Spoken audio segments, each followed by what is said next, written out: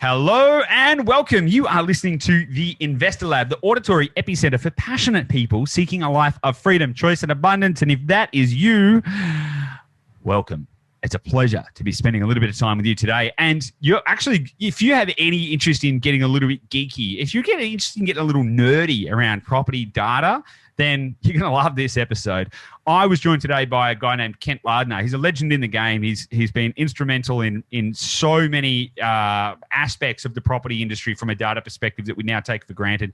Things like automatic valuation systems and all kinds of different stuff. He's even done a bunch of work internationally on this topic as well. So he's a hugely knowledgeable guy when it comes to thinking about property data, statistical data, and how we can actually use that to inform our property investing choices. Now, the better the information you have, the better you have a chance of success. So he's doing some great work on that front.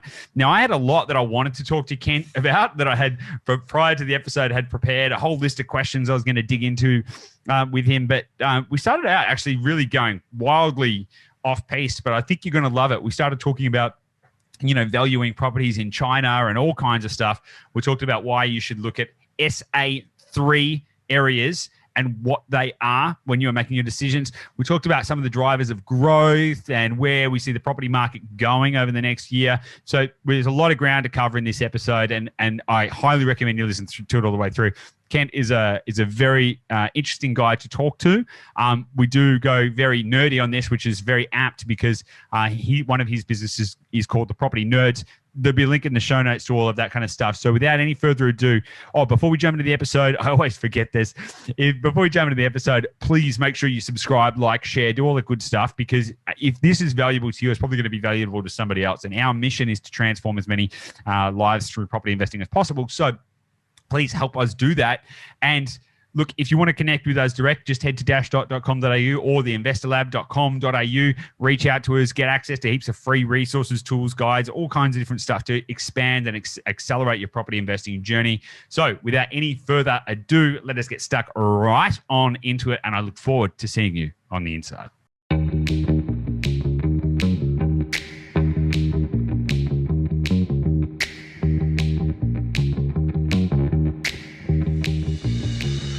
Hey guys, welcome back to the Investor Lab. Joining me today is a property data expert, a self-confessed property nerd, and also an industry professional of many, many years with a lot of stories to tell. We're going to dig into a lot of really interesting stuff today. It's my absolute pleasure to welcome to the show Kent Lardner. Kent, how are you? I'm really well. Thank you for inviting me, Goose. Mate, it's an absolute pleasure. So, look, you and I have been conversing a little bit before. We've chatted on the phone. We've kind of talked about data. I've been watching what you've been doing with some of the stuff like suburb trends and obviously now with the property nerds. We're going to dig into all of that stuff in a little moment. But before we sort of go there, I'm going to assume that most of the people listening to this podcast have no idea who you are. And before we start delving into some really interesting stuff, we're going to be digging into the data and talking about some suburbs and areas and all of this kind of stuff. Why don't you give us a little bit of an understanding around what's your pedigree? Why should anyone care? Who are you? Why should we listen to you? Yeah, well, hopefully they care just a little bit. But I started to focus on property data back in probably 1999 when I was working in Lender's mortgage insurance company called Genworth Financial. Yep. And at that time, we were processing several hundred property valuations a day. And this is in the early days before a lot of the data was readily available. So you had APM and you had Residex out there and had a few companies out there providing information, but I still needed more. And so as a result of that, one of the things we decided to do was they coached me up on how to build automated valuation models, AVMs. So they sent me off to Canada. They sent me to the US to meet all these fascinating old blokes and sent me back to school. So I studied statistics and really learned how AVMs work, and then that launched it for me. So I found my fascination was more in the data and the analytics and the ability to apply that in a product or a use case, rather than a fascination with the property itself. And it's quite interesting because I work with a lot of people like yourself who are fascinated with the property or fascinated with the investment itself. I'm fascinated with the property data. So from there, I went from that particular company after several years. I moved over to a company called Price Finder. So It was a new startup. We were looking to compete against a company called RP Data, who dominated the play. So we created Price Finder, or designed the price estimate tool and a whole stack of functionality there with the broader team. And we really took it to the leader. Can I ask, was that, because that's now part of Domain, right? It is. Was that part of Domain then, or was that just a startup where you were just out to conquer the startup? So I was approached by a couple of members of the Ray White family, and they said, "Hey, can you help us? We want to build some unique features." Back then, AVMs had a mystique and a magic about them, so we included it strategically. We made a call to say, "Hey, let's include it in our standard package, our standard subscription, and get noticed." And it helped. So we built that up, and we got a good subscriber base, and then that business subsequently sold. And then from there, I went into CoreLogic, and I was heading up their banking platforms and analytics team.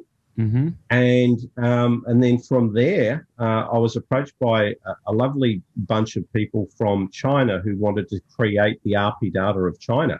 So they got me up into China. So I was traveling back and forwards into China for close to 2 years. How did you find the differentiation then between the data sets? Because what I would imagine is that Australia and the US have probably relatively similar data sets, as in terms of the way they index the information and what they're doing. Was there a similarity in the types of info, or was it like were you trying to essentially learn a new language? Every country is very different. But what I would say is China has a lot of similarities with a lot of other high density Asian countries. And so I'll go into that in a little bit. But the US is top of the tree in terms of its data set. I'll simplify it and say one of the most amazing things they have is the square foot, or the living area as a metric.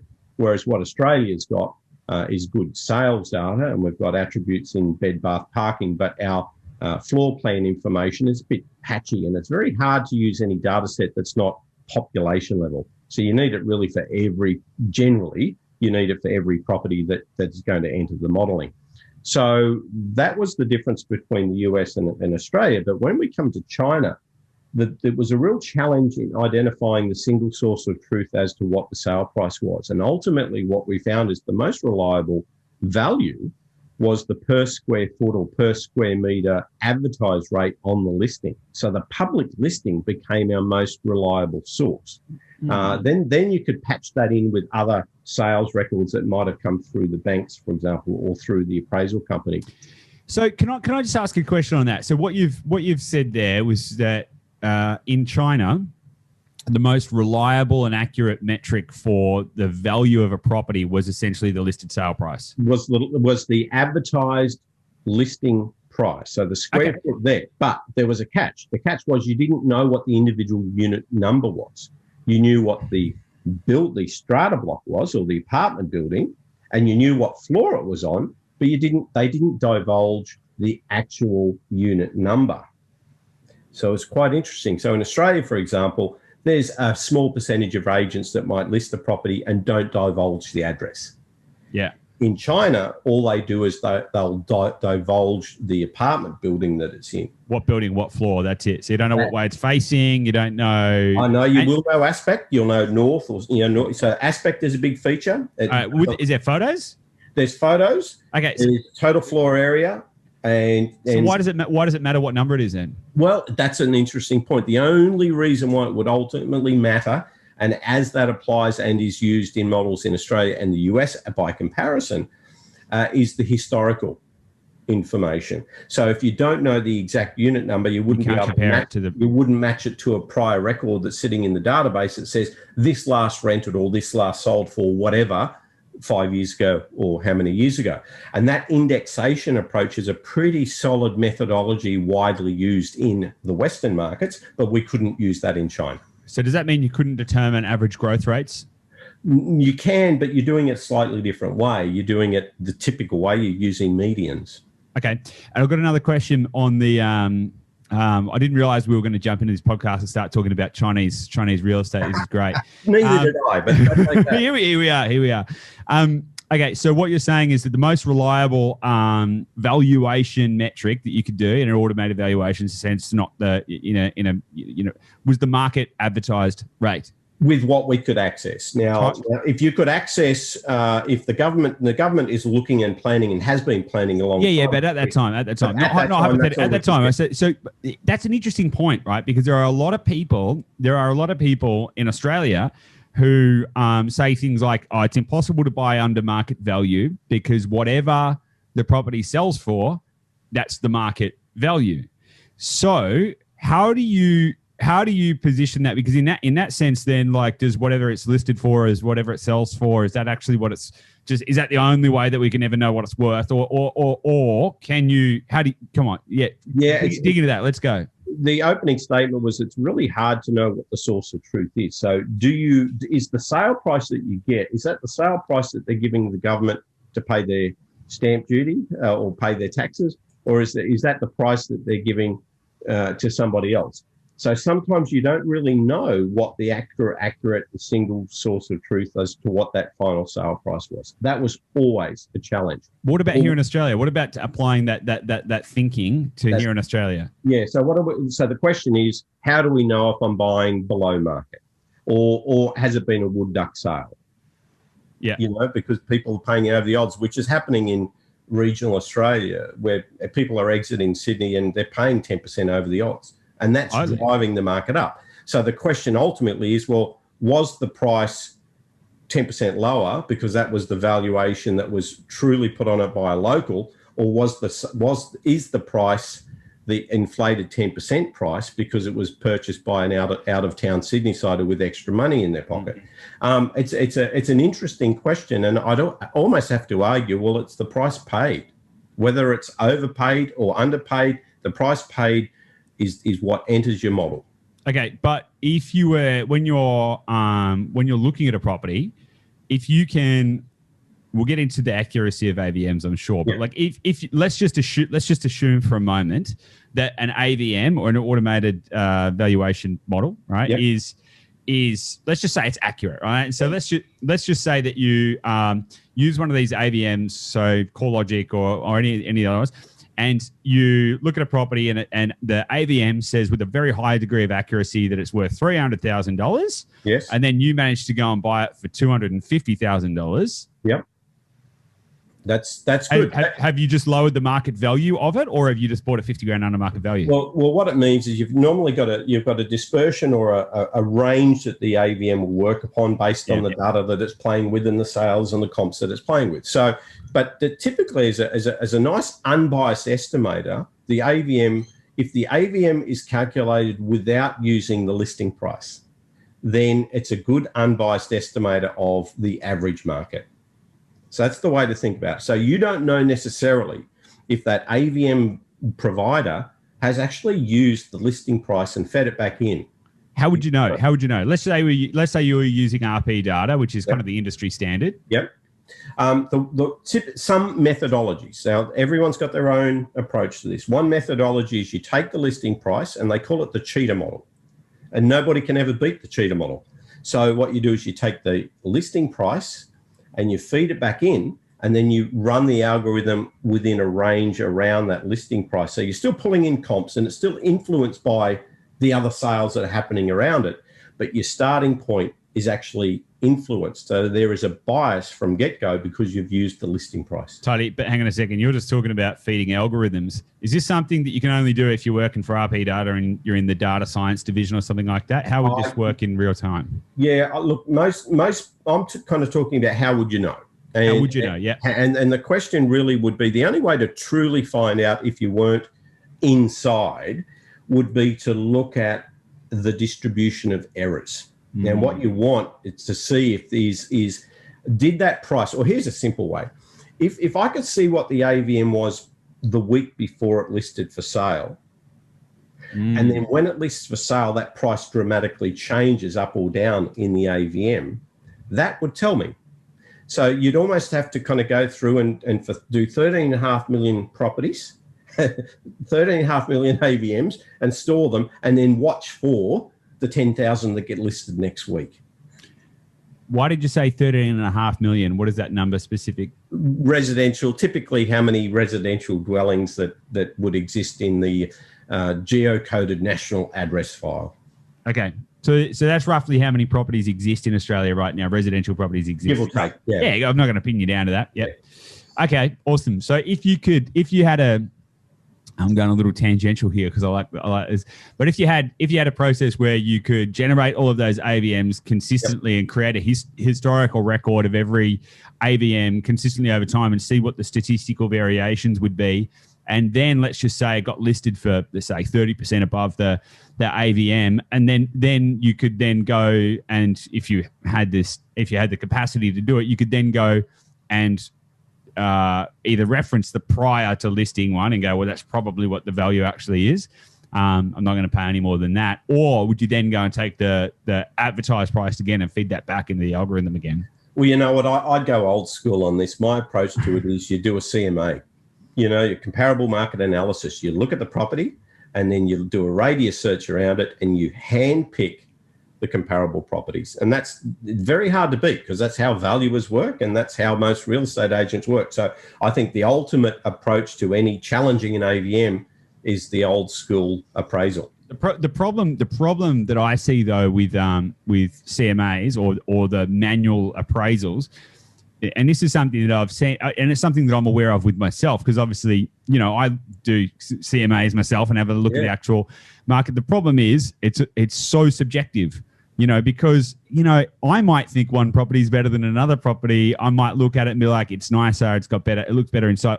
It's my opinion. So then you start to overlay opinion bias against it, right? Well, that sums up the whole conundrum that we're talking about here is there's biases all the way through. There's a bias at the time when it's originally listed because the agent that wins the listing is likely to have a tendency to overquote it, to promise a little bit higher price because who am I going to pick? I'm going to pick the person that's going to give me 10% more. Whether they sell it or not, it's a different thing. But when the tide's increasing and when prices are going up, those people are winning. Yeah. Yeah, they're winning the listing and they're getting semi-close to their overpromised mark. Therefore, they're the ones winning the race.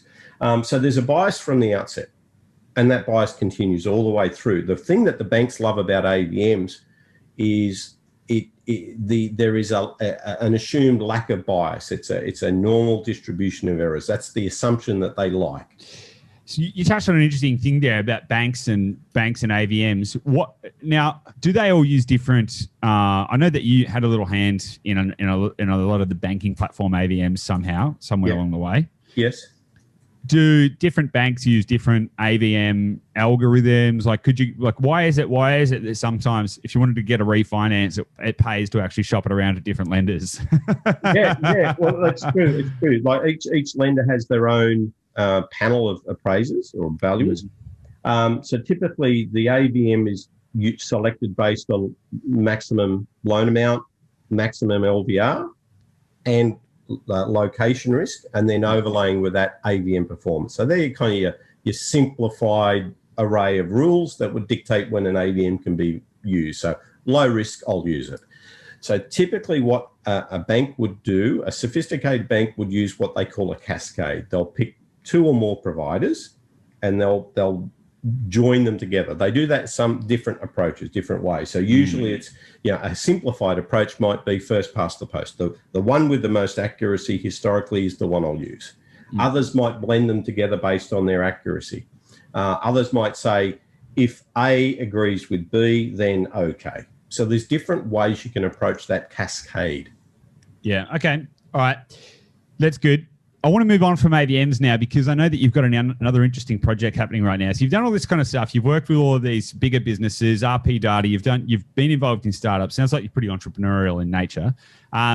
What's this latest project? I understand what it is. It's a new property research platform essentially. Talk to that for a minute, but also tell me why. Why do you actually feel like that's what Australia needs? Yeah, so what I've got is I've got my own business specifically, which is Suburb Trends, which is very much devoted to data and content for enterprise, for businesses. So that's it. So what I did is I split out of that the investor side of it. because I wasn't doing the investor side of it as well as somebody like Arjun, who I've partnered with there with the property nerds. So I've split that out. So the investor research side of it has gone over, and that is the property nerds. Got it. So that's the background. So if you hear the two names, Suburb Trends, which is me, that's very much me supporting a number of enterprise clients that I've got in a consulting capacity, either helping them design their software, helping them with data, or anything in between. Equally creating content. So I create content. So a lot of the companies that create websites, for example, for real estate agents or buyers agents that need suburb profiles, etc., I spin up nice charts and content. You can build a nice suburb profile and plug that into your website. So it's kind of content and data is the Suburb Trends stuff for businesses. For the investor class, that's the property nerds. Got it. Okay, so obviously the main thrust of this podcast, everything we do is around investors as well, and of course, the goal of this podcast and everything that we do is to help people to ultimately live a better life, achieve more freedom, choice, and abundance in their life, and ultimately that's going to come through building wealth. So, in your experience in having traversed this very data centric side of the industry? Yes. What are some of the key, there's so many people out there that will have different ideas on what constitutes what's going to be a good area. Oh, it's got to be near the ocean, or it's got to be in, you would only analyze it on a street level basis, or a suburb level basis is fine, or, don't buy in flood zones, which I agree with. But, there's all these kind of things that get thrown around, and honestly, it gets really confusing for a lot of people. It does. So, what are the key characteristics, or what are the key metrics that you think people need to pay attention to the most when they're trying to make an intelligent investment decision? Well, what I do is I like to use an area called a statistical area 3 when I'm doing a lot of my trend analysis. So that's similar to a local government area. And I analyse about 350 of those around the country. Can I just ask, I want to stop you there, right? So, because a lot of people, will understand local government area, LGA, right? It's basically their council, right? Yep. How does that differ from an SA3, a statistical area 3? Why do you focus on that as opposed to suburbs or just LGAs? So the statistical area 3, I'll just call it SA3 for now, defined by the Australian Bureau of Statistics, ABS. And the beauty of their approach to it is they've taken a statistical approach to it, where local government areas are not really, that's not their MO. So effectively what I do is I use these statistical areas that are generally similar in size. And the best example I can give, if you like to use LGAs, then I'll point you to Brisbane LGA, and I'll point you to the Gold Coast LGA. They are huge. They are cities in their own right. So if you look at an SA3, you can then carve up Brisbane into several SA3s. So that's the main reason. The other reason why I like it is I can bring in a lot of ABS data that's a perfect plug and play and fits within that SA3 framework.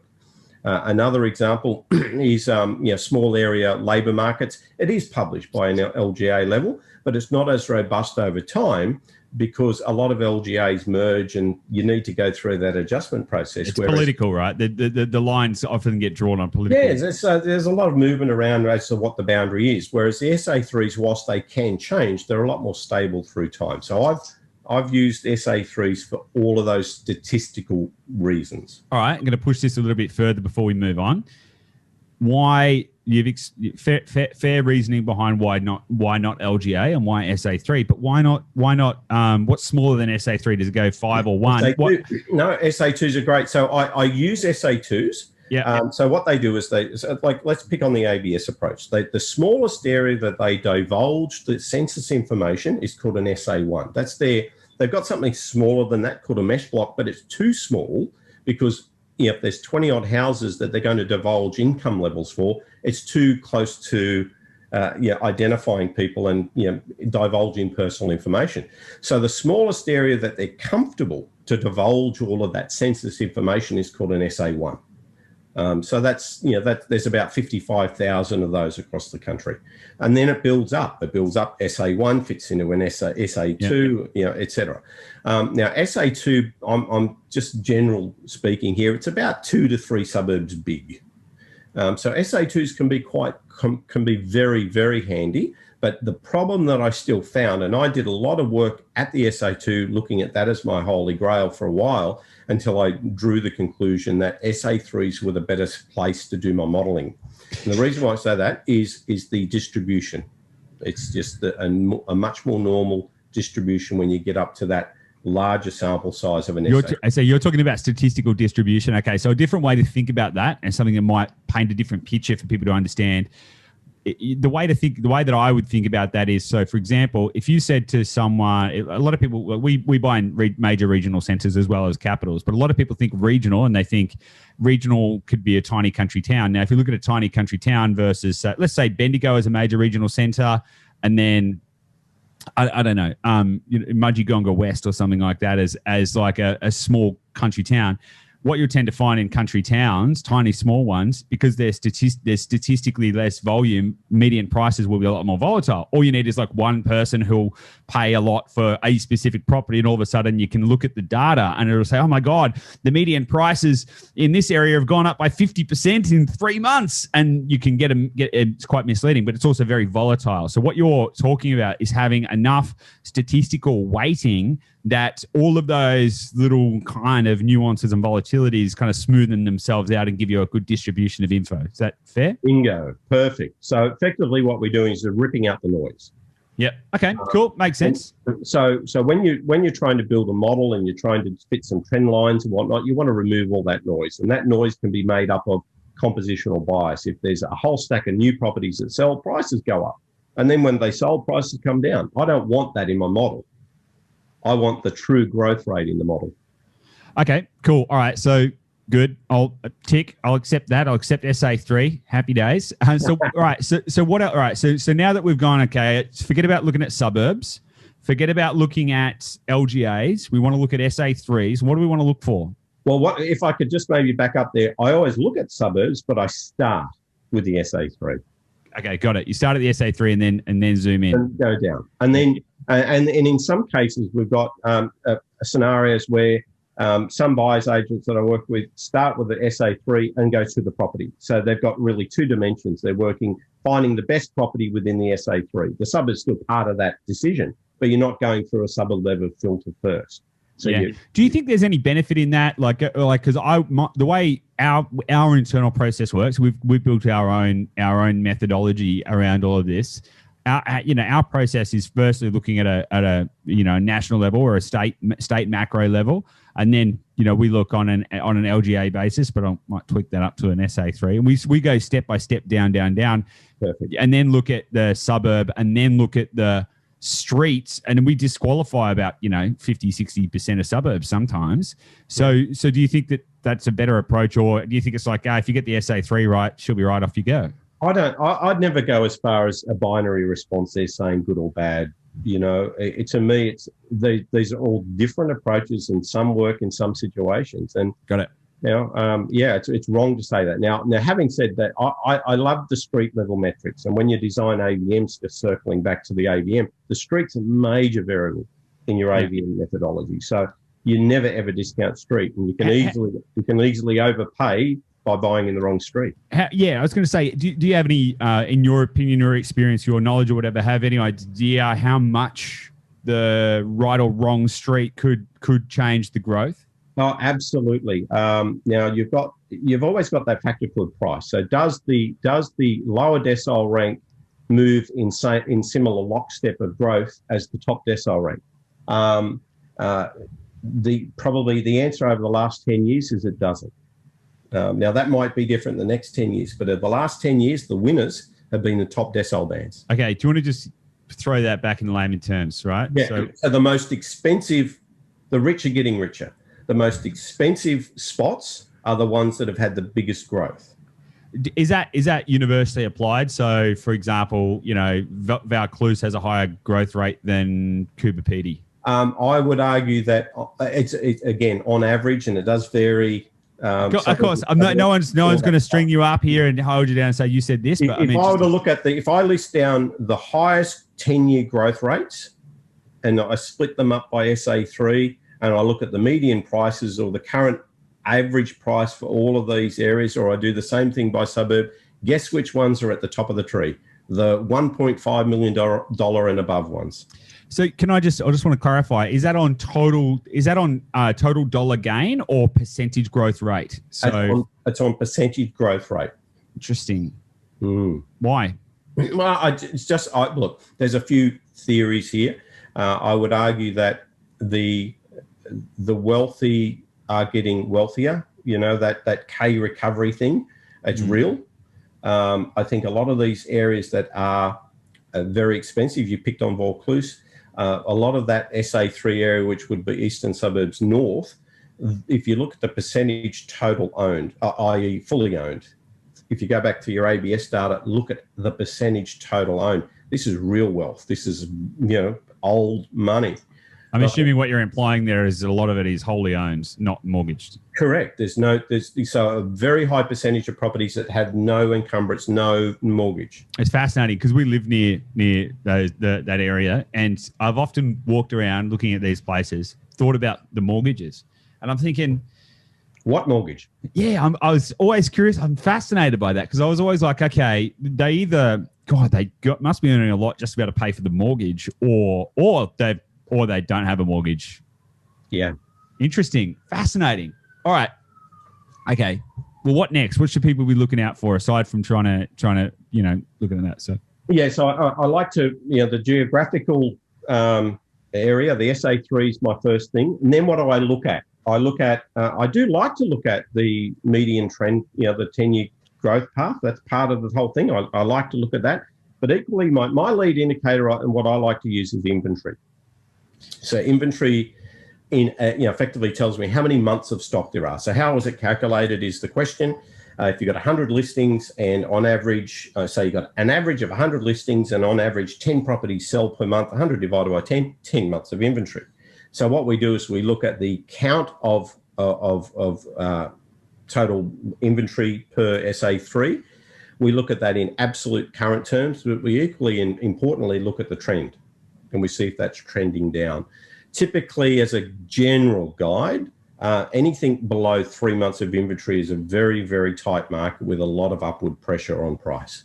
Okay, how do you work that out? You don't have to give away all your secret sauce, but I'm curious because the way what you're essentially saying is, actually clarify for me. Is what you're saying the same as supply risk analysis?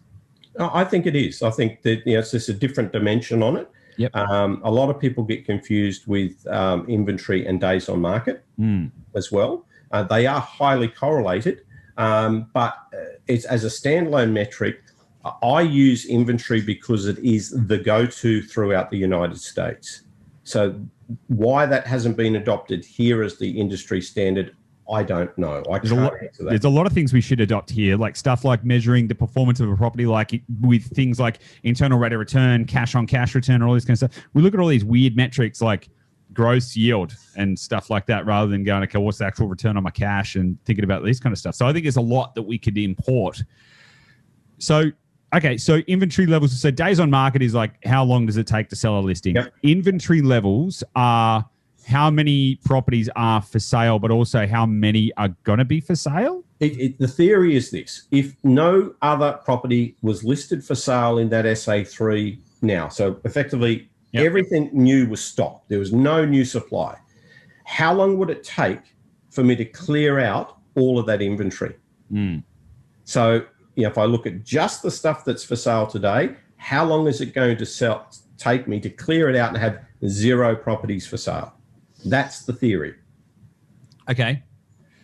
Got it. And does that factor in future inventory? Does that factor in things like building approvals, like how much stock is coming onto the market? Because it's all well and good. It's all well and good to go, okay, there's 100 properties for sale right now, but if next week their developer's going to start selling 500 more properties, it could be screwed, for lack of a better term. So building approvals and doing some time lags on your building approval data is one of those metrics that I love to use. So we feed that into the model. Equally, the population information as well.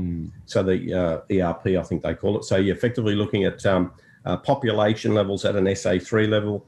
We're looking at building approvals at an SA3 level, plus a few other factors. So we throw all of that in. So there's some of the biggies that I look at. So population, this is from a capital growth perspective. However, having said that, there's a lot of interaction between the rental market and capital market, right? I was going to ask about that. Because our modus operandi, everything that we do and believe in is based around getting cash flow positive properties in high growth areas, right? So it's not just about going, let's just find somewhere that's got high yield. It's got to be first, is it a growth area? Secondarily, are we buying at the right time to get the right yields? Perfect. So I just want to make sure I've encapsulated this. So what we've talked about is SA3 for population. You're looking for population, movement, density, up, down, all that good stuff. Yep. Then you're looking for inventory levels. Yes. And then probably the other big, if I was simplify it too, there's a few different approaches to the modelling. If you apply a one-size-fits-all model to the country, you can easily identify a handful of variables that are the most important. But we don't build a single model for the whole country. We use machine learning, which then becomes a bit opaque and has different rules and different variables and uses different data in different circumstances. So but the best place to start, the simplicity, is to start with a model and talk about what are the data variables of interest that really matter to that model. And simplifying it, and I've got a bit of a list here. We've covered off inventory. I'm looking at my little cheat sheet here so I don't stuff up. But density is another one. So looking at population density has been an interesting one as well. So it's a new one that I've thrown into my forecasting model. Employment. I think we covered that one off. No, employment by type or total employment volume, because that's a really interesting one. Because employment by type can indicate economic diversity and economic weighting. So I think it's 18 or 19 different categories of employment. That's really a big thing right now, especially with some of the regions that are heavily reliant on overseas travellers. So you've seen tourism and accommodation. But equally, on the flip side of that, areas that have got a lot of people working in the medical sector, doctors, nurses, whatever, that has been a standout and very strong metric as well. So the 18 or 19 different classifications of profession is a biggie. But probably the one that I do, a lot of this data, you've got to almost kind of challenge it and say, is it bad, or is it usable but bad? And I think unemployment data, I think all it takes is I've got to work 1 hour a week or something, some ludicrous metric that says I'm employed if I work 1 hour a week. It's nuts to capture that. So right. I look at, obviously you can capture how many people are working, how many people are looking for a job but not working, and you can look at population. You look at all of those things. Obviously, you can blend them and come up with an unemployment rate. But what I'm finding, by and large, is using the total people working as a metric, and then comparing that to population. That gives you your total employment rate. So how many people are producing an income? Yes.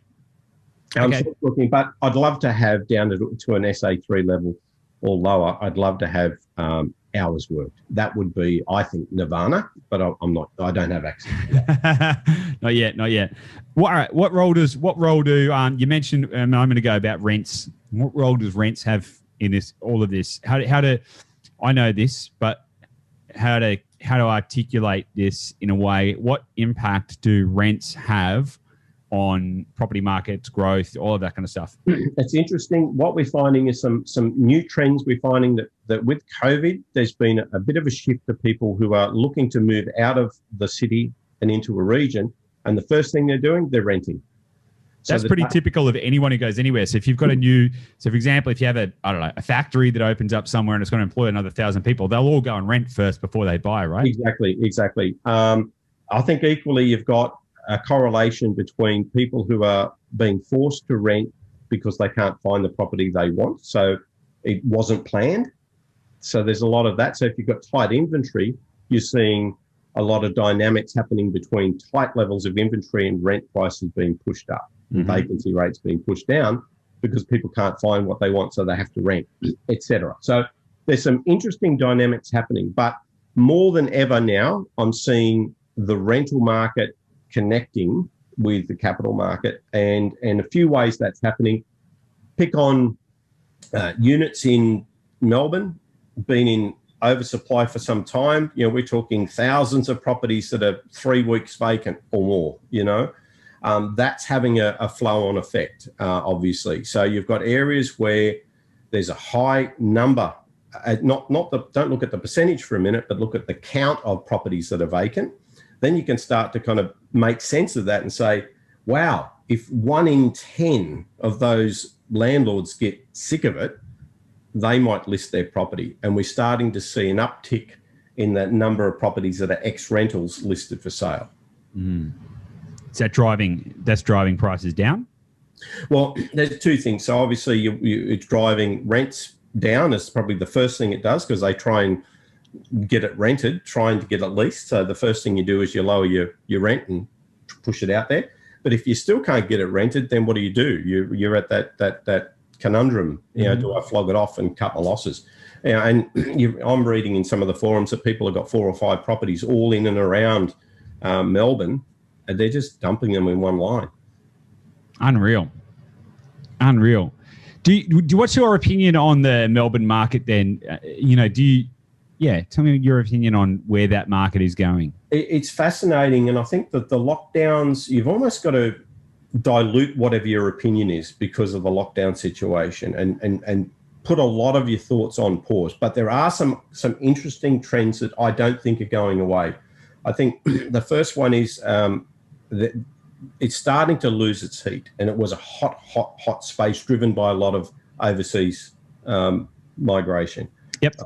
So I think that's probably the bigger driver, is that, you know, a lot of people coming here from overseas, and Melbourne was their go-to. You know, that was their place of choice.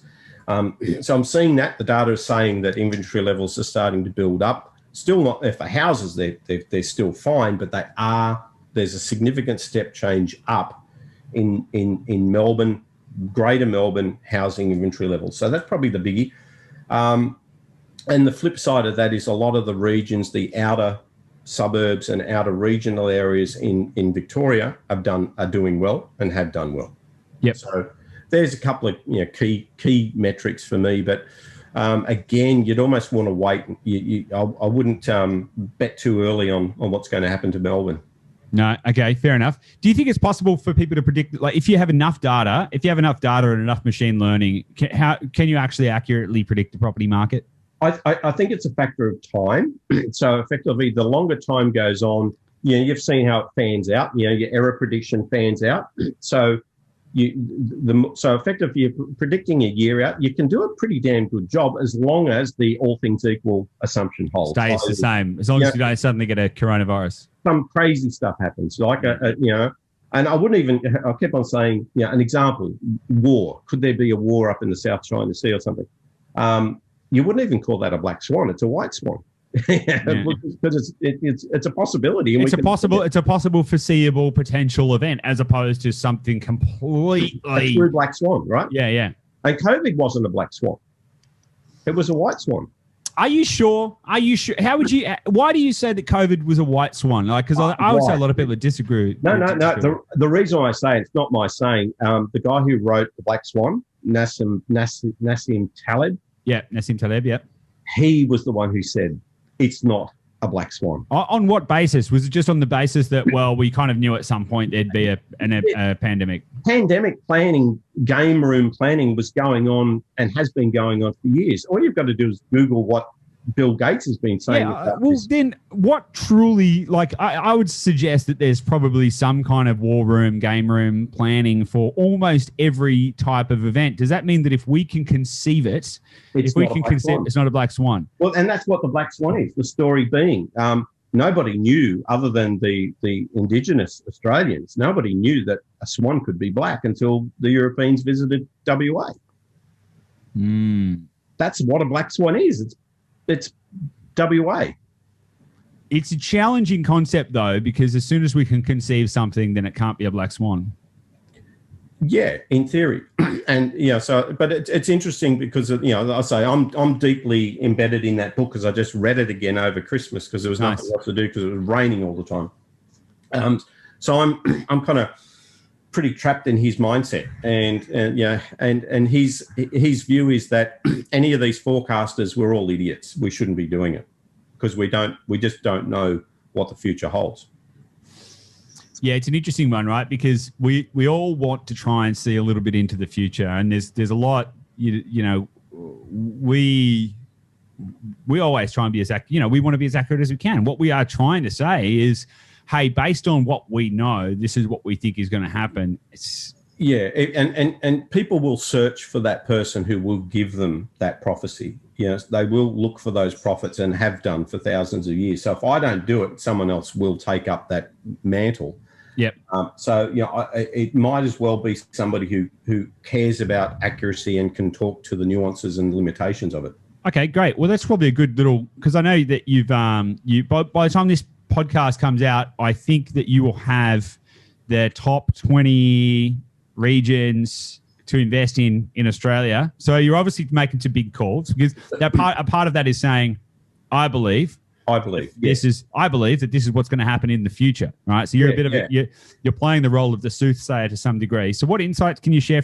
I know it's not out yet because I've tried to buy it, but by the time this comes out, people should be able to buy it. We'll have a link in the show notes to go and check it out. It's done. It's just been the typesetters and graphic artists. Perfect. People are doing all their great, awesome. So if it's done, what? Come on, give us some juice. What are the top 20? So look, there's the one that we've already leaked out that we like is Sutherland, Menai, Heathcote as an SA3. So we've let that one out. We're talking to that one. Why do we like it? It's a relatively affordable. If we look at the affordability ratio, it's one of our metrics that we are using. Affordability is how much of as a percentage of household income, how much of it's being spent on rent, how much of it's being spent on mortgage. Yeah. And relative to other SA3s around the country, it's way up there. It's looking good. Now, what we can deduce from what's happening around is people got squeezed out of the eastern suburbs, so they went to the northern beaches. People are now squeezed out of the northern beaches because inventory's been tight for so long.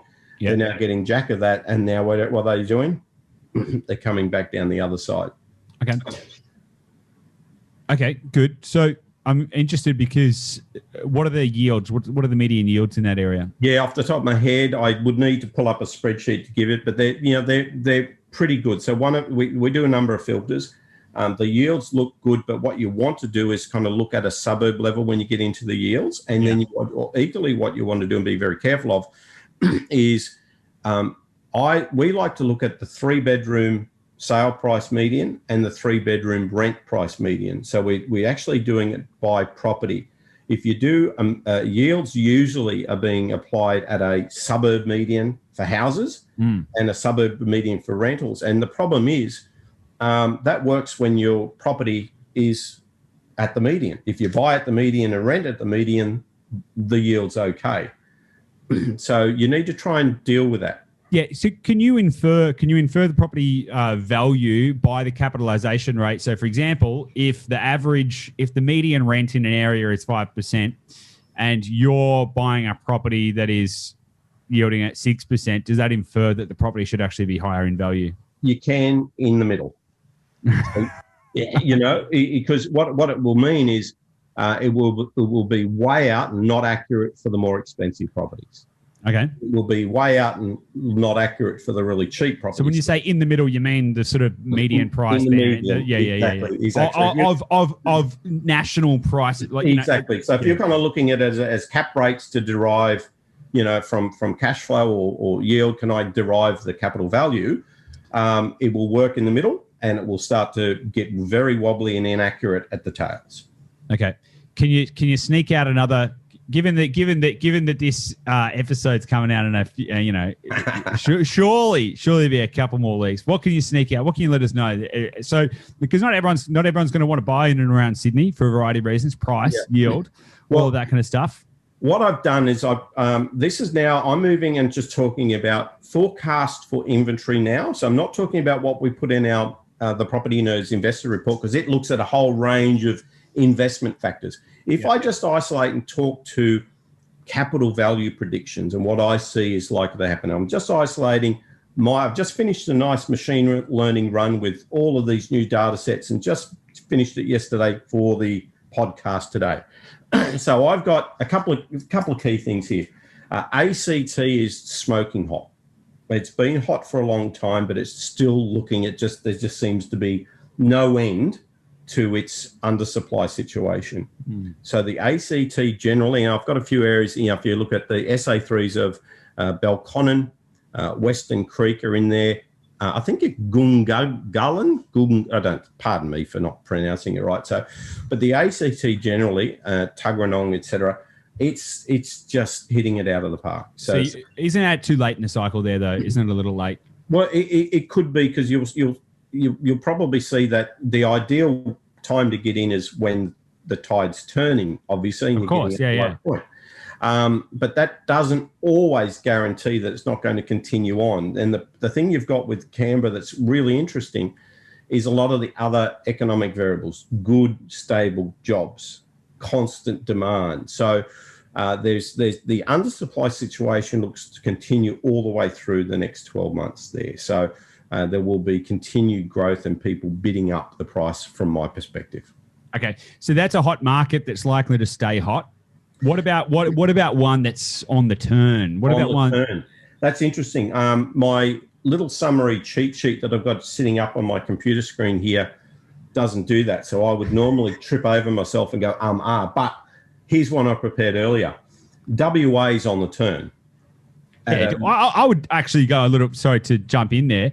We almost can't buy in WA anymore. I would say it's past the turn, like to the degree that we've been buying there for a few months now. It's almost impossible to buy a well without going into some kind of crazy bidding war. So it's past the turn. So I'd probably argue that Perth still on average is a balanced market. I wouldn't say it's an extreme seller's market. I wouldn't say it's a buyer's market. I'd classify it more in that range that I normally classify as a balanced market. But what's changed is the inventory levels dropped by about 1.5 months. It's really trending down. So I think that's a biggie.